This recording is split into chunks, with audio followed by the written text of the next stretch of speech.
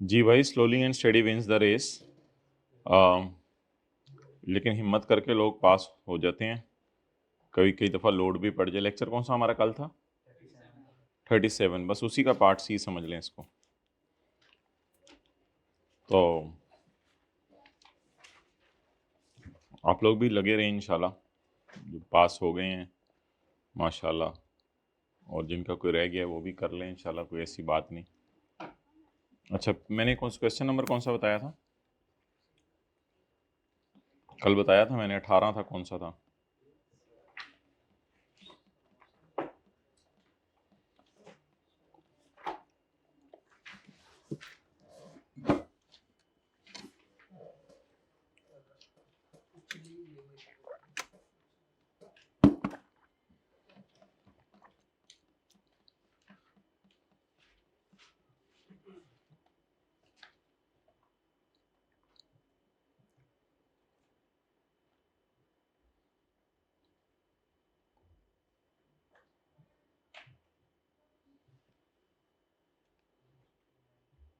जी, page number 294।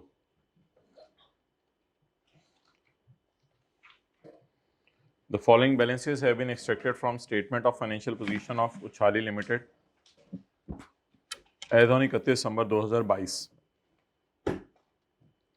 Investment property, inventories, interest receivable, accumulated losses. Accumulated losses को कहते हैं retained profit या retained loss. इसका तो कुछ नहीं करना हमने। ये तो बस अकाउंटिंग वालों का लॉस है। अब इसमें तो कुछ नहीं करना, ये अकाउंटिंग वालों की बैलेंस शीट में चला जाएगा। तो ये तो ऐसे ही उसने दिया हुआ था। Accrued expenses, expenses payable. सवाल की requirement, deferred tax liability to be recorded on 31/12/2022। तो 31/12/2022 को डेफर्ड टैक्स एसेट या लायबिलिटी रिकॉर्ड करनी है। चलें जी,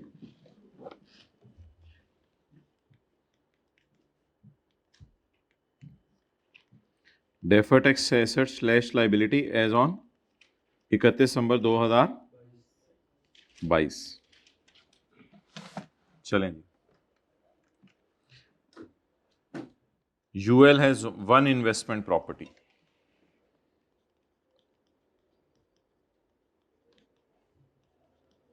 Investment property.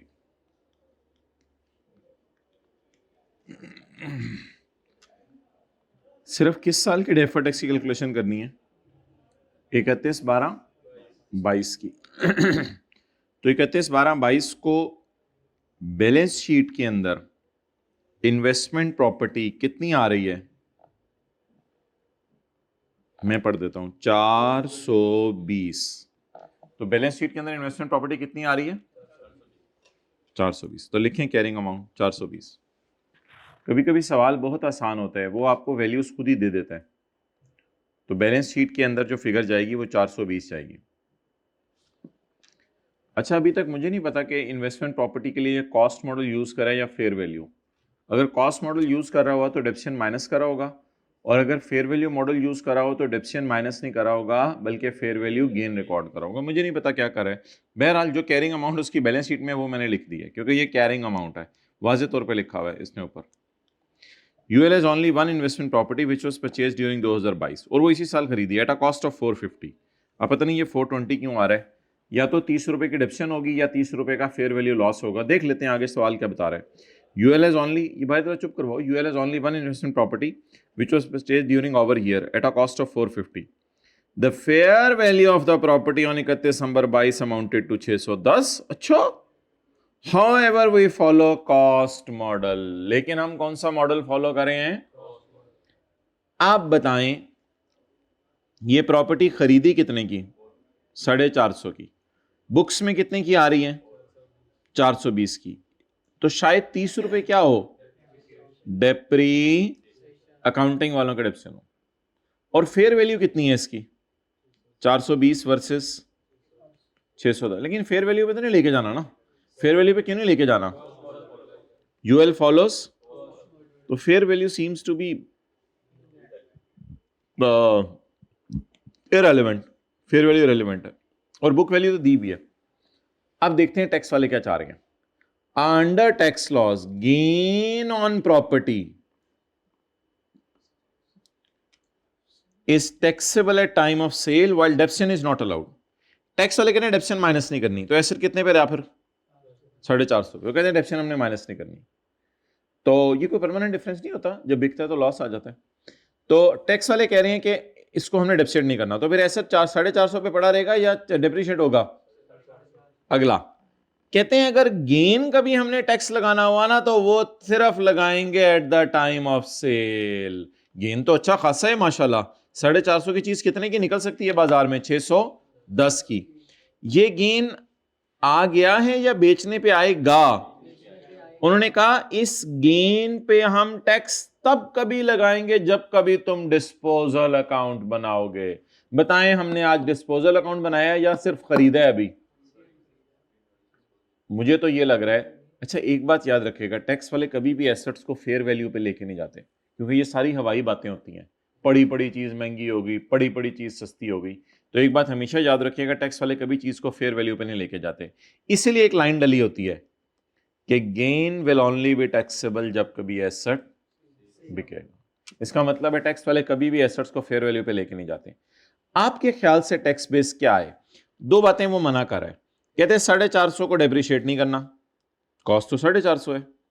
और दूसरी वो बात कह रहा है कि आपने गेन पे तब कभी टैक्स लगा देना जब कभी बिके। आप बताएं आपकी नजर में टैक्स बेस क्या है? एक्सेलेंट, 450। वाई डेप्रिशिएट क्यों नहीं कर रहे? नहीं कर रहे, हम क्या करें? While depreciation, no depreciation is allowed.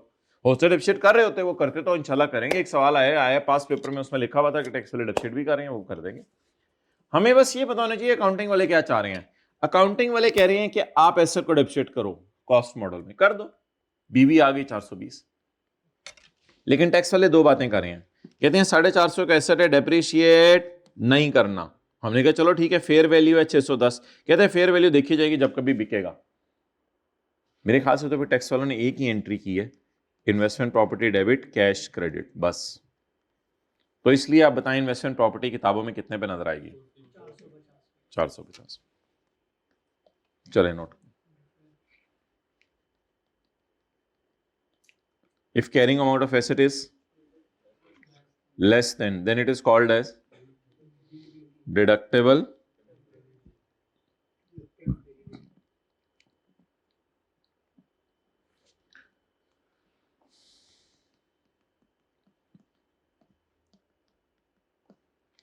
अच्छा यहां पे खड़े होकर एक कॉन्सेप्ट है जो हमने रिवाइज करना है।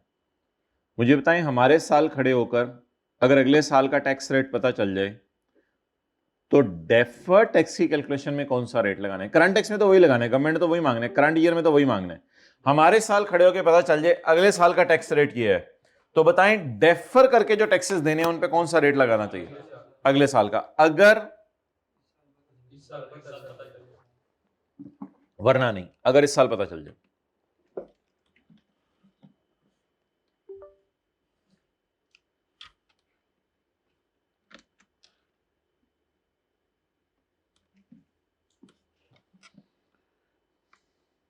The applicable tax rate are as follows.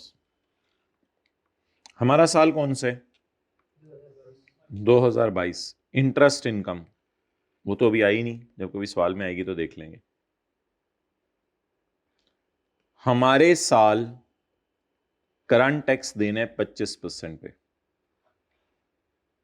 और रिकॉन भी बनेगी 25% पे। हमारे साल से पहले भी करंट टैक्स देना था 25% पे। अगले साल रेट हो गया है 30। वैसे अभी सवाल हमारा चल रहा है, पता नहीं अगले साल रेट हो गया है 30 और 2024-25 में रेट अब 30 रहेगा। ये रेट पता चल गए थे दिसंबर 22 से पहले लो भाई, आज से पहले इंटरेस्ट और डिविडेंड का अगले साल का रेट पता चलता होता था। आज अजीब सवाल है, जनरल टैक्स रेट अगले साल का पता चल गया, तो कोई मसला नहीं, यहां भी वही पैरा लगेगा। पैरा नंबर कौन सा था? पैरा 47 था, पता नहीं कौन सा था, क्या लिखा था? पैरा 47। तो लिखें ऐसे, अगर 22 में खड़े होके 23 का जनरल रेट पता चल जाए, जनरल रेट भी आज सुन लें, इसमें भी ये काम है, पता चल गया ना पहले। अगर 22 में खड़े होके 2023 का जनरल टैक्स रेट पता चल जाए,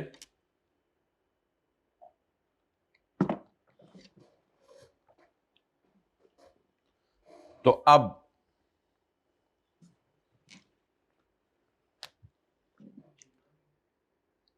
अगर 22 में खड़े होके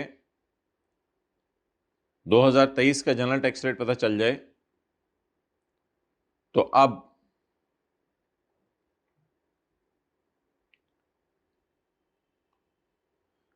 22 के सारे डेफर्ड टैक्सेस, 22 के सारे डेफर्ड टैक्सेस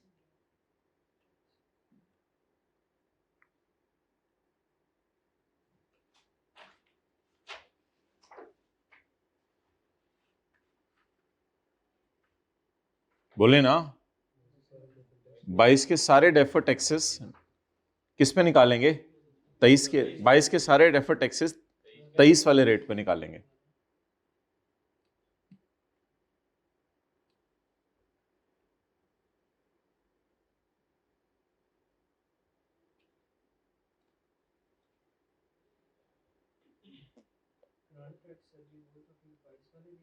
करंट टैक्स तो 25% नहीं निकलेगा, करंट टैक्स का तो कोई मसला नहीं, करंट टैक्स तो हुकूमत इस साल मांगती है ना, डेफर करके हमने जो देने हैं वो कब देने हैं? बाद में।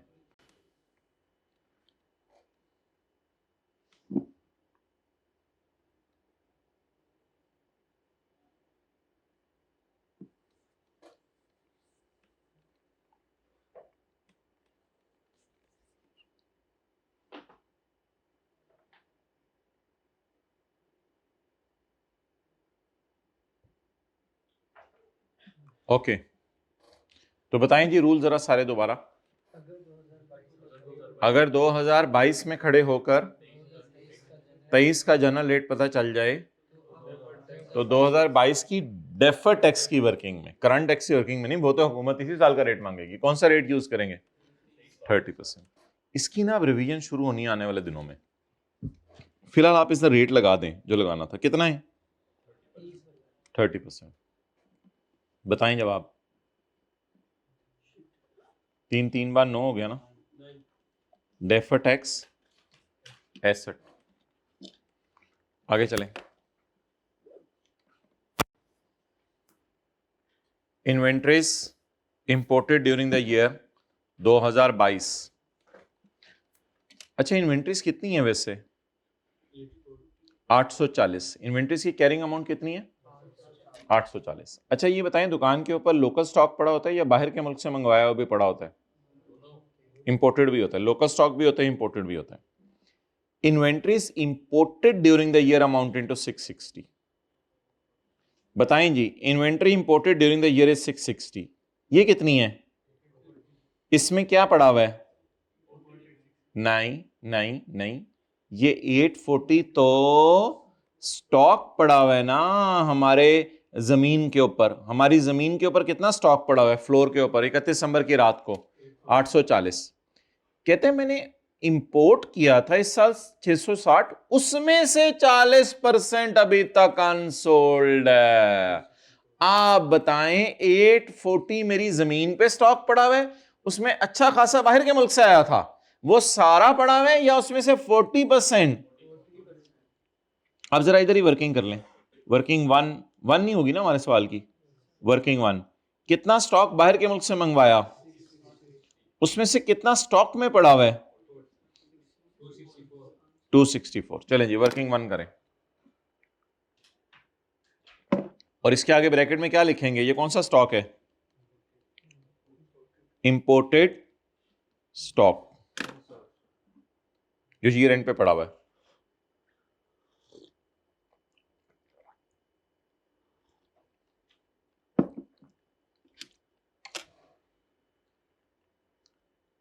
अच्छा, अब अगर आप इजाजत दें तो मैं थोड़ा सा 840 के दो हिस्से कर लूं।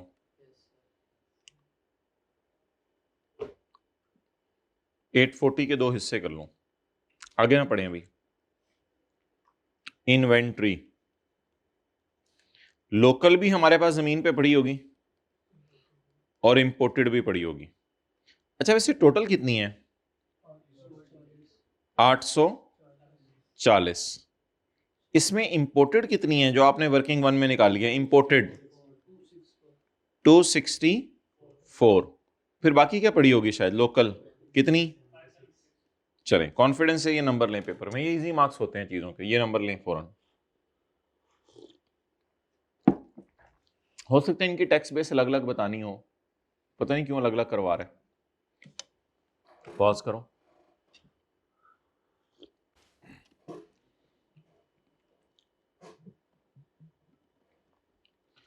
अच्छा अब देखिए उसने एक अजीब बात लिखी हुई है जो हमने, अजीब बात तो नहीं, आसान सी बात। इंपोर्टेड जो स्टॉक था उस पे फॉरेन एक्सचेंज लॉस है 100 का। ये पूरे स्टॉक पे है या पूरे स्टॉक जो मंगवाया हुआ है उसमें से पड़े हुए पे है? पूरे पूरे जो परचेज किया था 660। अब जरा मुझे बताएं कि 660 मेरा स्टॉक है जो मैंने क्या किया है? परचेज किस फॉर्म में? लोकल परचेज या imported purchase? Imported purchase. Clear? ये जो 660 का मैंने स्टॉक इंपोर्ट किया है इसमें से 40% किस में पड़ा हुआ है? 40% अनसोल्ड में पड़ा हुआ है। अच्छा अब सवाल कह रहे हैं कि इसके ऊपर एक्सचेंज लॉस आया था 100। भाई एक्सचेंज लॉस 100 आए, 200 आए, अकाउंटिंग वाले ये सारा का सारा कहां लेके जा चुके हैं? क्योंकि अकाउंटिंग वाले एक्सचेंज लॉस कहां ले जाते हैं? इसलिए करंट टैक्स की वर्किंग तो हमने करनी नहीं। तो अब मैं इसके बारे में सोच नहीं रहा 100 रुपए के बारे में। टैक्स वाले पता नहीं क्या कहते हैं, मुझे नहीं पता। मैं अभी क्या कर रहा हूं? मैं अभी बैलेंस शीट का सवाल सॉल्व कर रहा हूं। मैं भी सिर्फ किस किस से खेल रहा हूं? कैरिंग अमाउंट और टैक्स बेस। तो कैरिंग अमाउंट और टैक्स बेस से खेलते में मुझे इस चीज की बॉदरेशन नहीं है कि पी एंड एल में क्या गया है। जरा सोच के बताएं पी एंड एल में कितना एक्सचेंज लॉस गया है? जाते जाए हमारी बिलास है। आगे चलें। टैक्स वाले कहते हैं कि ये जो एक्सचेंज लॉस आया ना इसको part of cost of inventory बनाओ। पहले इजी मार्क्स लें। इसकी कैरिंग अमाउंट बताएं। एक्सेलेंट, किसने बताई है? Well done. इसके बारे में तो कुछ बताया ही नहीं हुआ उसने। तो इसकी टैक्स बेस क्या हो गई? 0। तो इसका तो कोई टेंशन ही नहीं। आगे चलें। अब इंपोर्टेड स्टॉक के अंदर वो कह रहे, टैक्स वाले कह रहे हैं एक्सचेंज लॉस डालो। डाल दूं 100 रुपया? डाल दूं 100 रुपया? 364 हो जाइए। स्टॉक कितना था? 660। उसमें अगर डालते एक्सचेंज लॉस तो कितना डालते? 660 में एक्सचेंज लॉस डालते तो 100 डालते। अब स्टॉक कितने?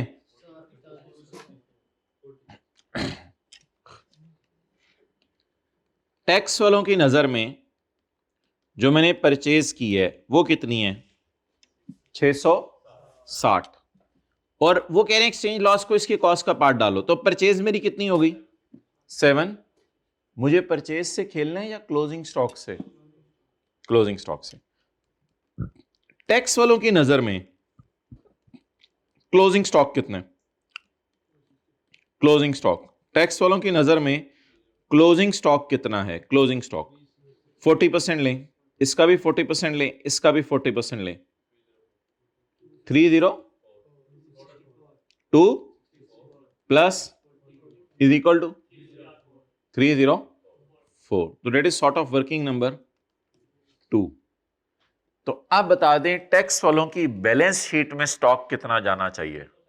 304। इसमें क्या क्या पड़ा हुआ है?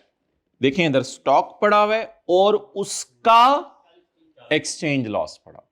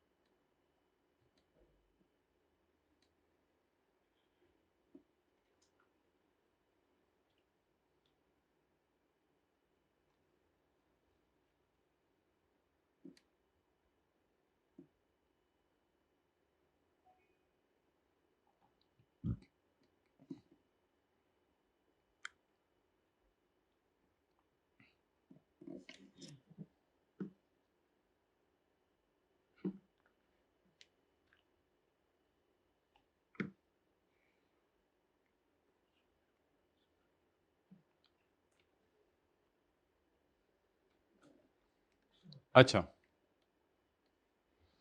आप बोलें कितना निकला? अब देखिए हमने किया कुछ भी नहीं, हमने इसमें 40 रुपए डाल दिए हैं बस। 40 रुपए क्या डाले हैं? Exchange loss. बोलें if carrying amount of asset is, अच्छा इसका ना पता है इसकी अगर आपने लॉजिक सोचनी है, फ्यूचर में अकाउंटिंग वाले कॉस्ट ऑफ सेल में डालेंगे 264, टैक्स वाले कॉस्ट ऑफ सेल में डालेंगे 304। आपको पता है क्लोजिंग स्टॉक फ्यूचर में कहाँ जाता है? कॉस्ट ऑफ सेल में, ओपनिंग बनता है और फिर बिक जाता है। तो फ्यूचर में अकाउंटिंग वाले कितना डालेंगे कॉस्ट ऑफ सेल में? 264। तो टैक्स वाले ज्यादा डालेंगे, तो it is deductible in future, tax वाले ज्यादा डिडक्ट करेंगे।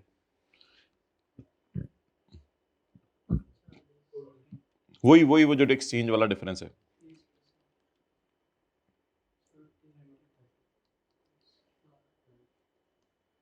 क्या? डीटी। चलें आगे, ये इन्वेंट्री होगी। मजा आता, आसान होता अगर सारा ही स्टॉक बिक ना सकता, तो फिर तो आसान होता 600 जमा 100, 660 जमा 100।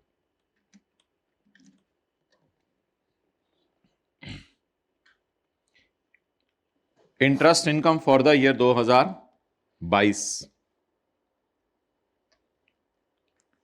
Interest income for the year is 2022। ये उसने पहली दफा फिगर दी है, interest income for the year. ये पता है क्या होती है? वर्किंग कौन सी चल रही है? 3। Interest income for the year पता है क्या होती है? ये वाली, ये फिगर उसने पहली दफा दी है, नहीं टैक्स की नहीं है। Interest income for the year is, group में उसे को मैसेज कर दे, टैक्सी क्लास 1:55 पे शुरू करेंगे, बल्कि 2 बजे कर दे, उसे कहो भी। Interest income for the year 2022 amounted to 120 million, of which 65 was receivable, of which 65 was receivable. वैसे ऊपर देखें, ओ रिसीवेबल तो इधर भी पड़ा हुआ था, वही रिसीवेबल है, of which 65 was receivable. Opening receivable वैसे कितना है? लिख लें, ये भी ले लें, ये भी ले लें। ओपनिंग रिसीवेबल इन्वेंट्रीज को पिछले साल की मैंने क्या करनी थी? इन्वेंट्रीज तो बस असल में डेफर्ड टैक्स की वर्किंग नहीं मांगी ना, ये सारी फिगर्स उसने ऐसी दी हुई हैं। ओपनिंग रिसीवेबल ले लें, अगर करंट टैक्स की वर्किंग होती फिर बड़ा गेम थी इस सवाल में, वो इंशाल्लाह भी उस तरह के सवाल आपको करवाने हैं। ओपनिंग रिसीवेबल बोलो 80, कैश कितना? 200, 135।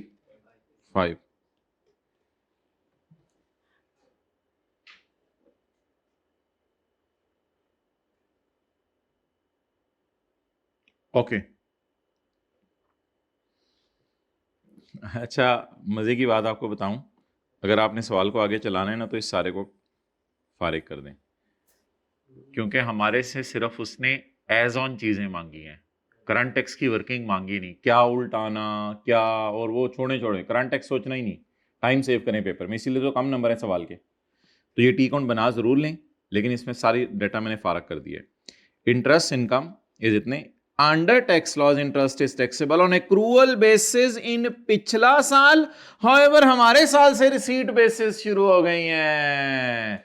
आप बता दें पिछले साल जो हो रहा था उसको काटें, हमें क्या पिछले साल क्या हो रहा था, हमारे साल से बताएं कौन सी अकाउंटिंग शुरू हो गई है?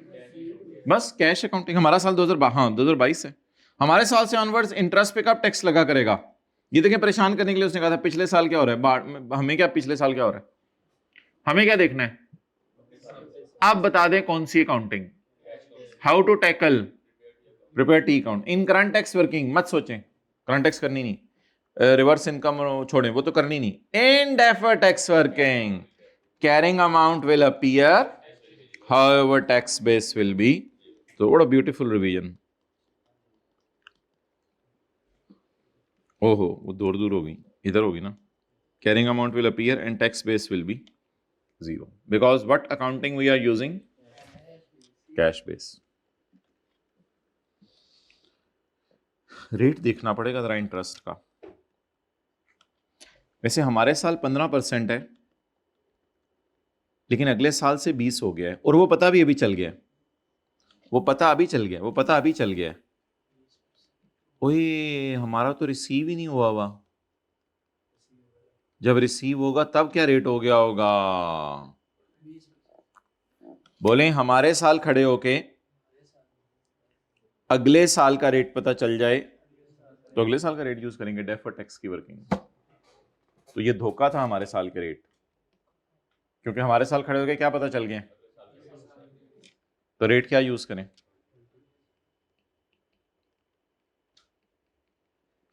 जवाब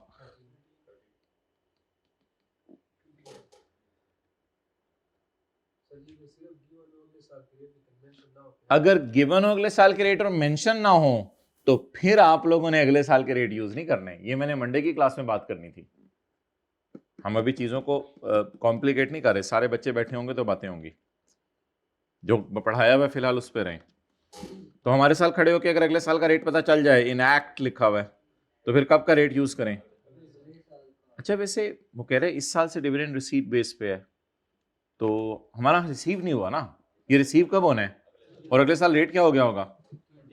तो हमें जब ये रिसीव होगा तब क्या रेट होगा, मुझे ये सोच के बताएं। 20%। तो लॉजिक वही है, चल रही है। आज अजीब सा माना हुआ है, जनरल रेट भी हमने उठा के चेंज कर दिए। चलें जी, 2-4 मिनट लगाएं बस, क्लास क्लोज करें। Accrued expenses include payable for penalties of 42 million, fine expense. accrued expenses include penalties of 42। अच्छा अच्छा अच्छा अच्छा अच्छा अच्छा अच्छा, these include penalties of 42। accrued expenses include, accrued expenses include का मतलब होता है ये जो तुम्हें नजर आ रहे हैं, ये एज ऑन टाइप चीजें हैं। और accrued expenses include ये, वैसे पिछले साल का तो हमें डाटा चाहिए नहीं। अब ऐसा करें कि कैरिंग अमाउंट को अलग अलग करें। बताएं 232 माइनस 42, 192, 190। इसके साथ हम क्या लिखें? अभी कैरिंग अमाउंट अलग हो रही है, अभी मैंने आगे नहीं पढ़ा अंडर टैक्स लॉज। इसके साथ क्या लिखें? Fine payable. इसके साथ क्या लिखें? Remaining accrued expenses. ये लफ्ज कभी हमने यूज किया क्लास में पहले? रिमेनिंग या बचे कुछ एक्रूड एक्सपेंसेस। आप बोले एक्रूड एक्सपेंसेस में फाइन पेएबल कितना पड़ा हुआ है? 42। तो बाकी कौन से पेएबल पड़े होंगे? मुझे क्या पता, मुझे क्या पता, होंगे कोई।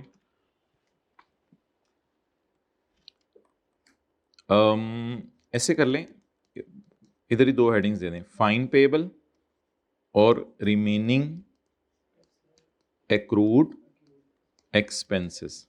रिमेनिंग एक्रूड एक्सपेंसेस का मतलब होता है रिमेनिंग पेएबल्स। जी बोलें, फाइन पेएबल और रिमेनिंग एक्रूड एक्सपेंसेस 190। ये इजी मार्क्स लें carrying amount.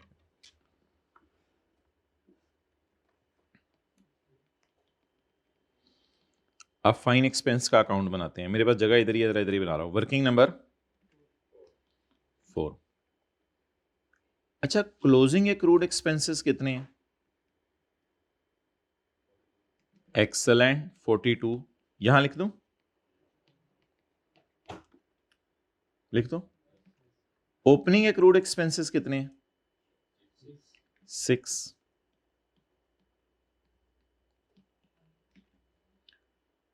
During the year we paid penalties कितना? 56। और P&L में कितना जाएगा? 92। टाइम जाया किया मैंने, करंट टैक्स की वर्किंग असल में करनी नहीं है हमने, लेकिन टाइम जाया किया। चले नोट करें। आज बड़ा मजे का सवाल है, ओपनिंग क्लोजिंग भी दिया और कैश भी दिया है, P&L खुद निकालना पड़ा है हमें।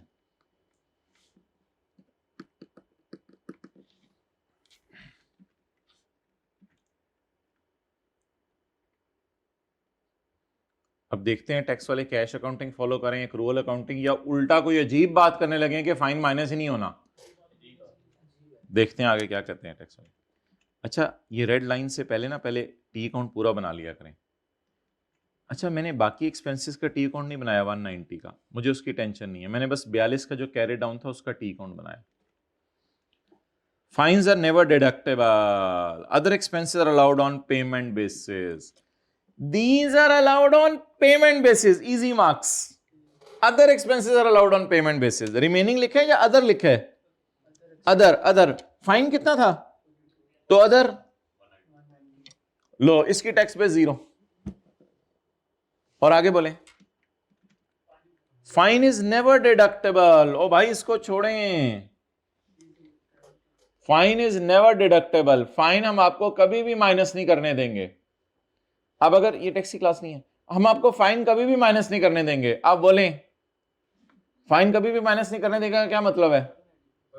Permanent difference. परमानेंट डिफरेंसेस में क्या करते हैं? कैरिंग अमाउंट को किसके बराबर लेते हैं? Tax base. डन, आगे चलें।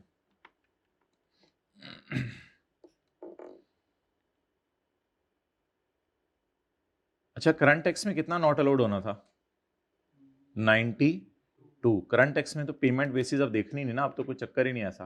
करंट टैक्स में 92 नॉट अलाउड होना था। और डेफर टैक्स की वर्किंग में कैश अकाउंटिंग है, एक्रूअल अकाउंटिंग है, या कोई दुनिया ही अजीब सी है? अजीब सी दुनिया है।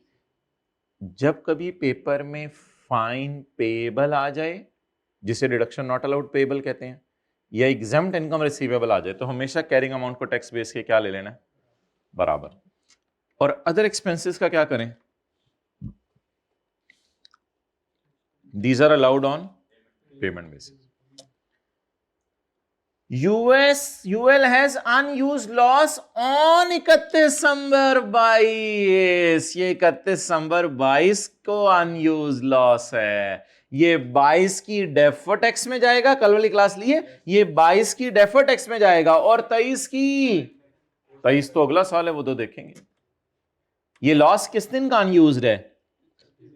As on 31 December 22, it is expected that after 3 years sufficient profits will be available. तो जिससे चीजें माइनस हो जाएंगी। ये ना मैं आपको कभी पढ़ाऊंगा, इसका सवाल पे फिलहाल कोई इंपैक्ट नहीं है। चलें, ये सवाल हमारा खत्म हुआ। अनयूज लॉसेस बता दें कितने?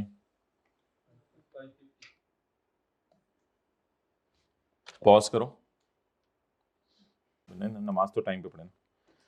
अनयूज लॉसेस फिगर बताएं। 550 मल्टीप्लाइड बाय, भाई रेट वही लगाने जो लग रहा है 30%। जवाब आपको याद है, मैंने कहा था इसको 12 बार इधर लाने। 550 into 30%, 1 डेफर टैक्स एसेट।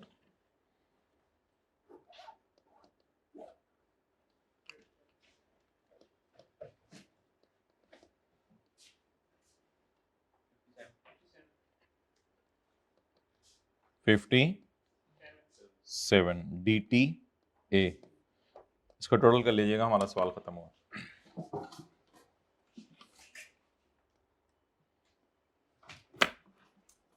मिलते हैं इंशाल्लाह मंडे को। इसमें जाओ इसमें डब्बे में पिछले साल का डेटा दिया हुआ है, ये मैं आपको मंडे को याद करेगा बता दूंगा, इग्नोर करना था क्योंकि हमारा सिर्फ हमारे साल का सवाल मांगा है उसने। पिछले साल का डेटा परेशान करने के लिए दिया हुआ था।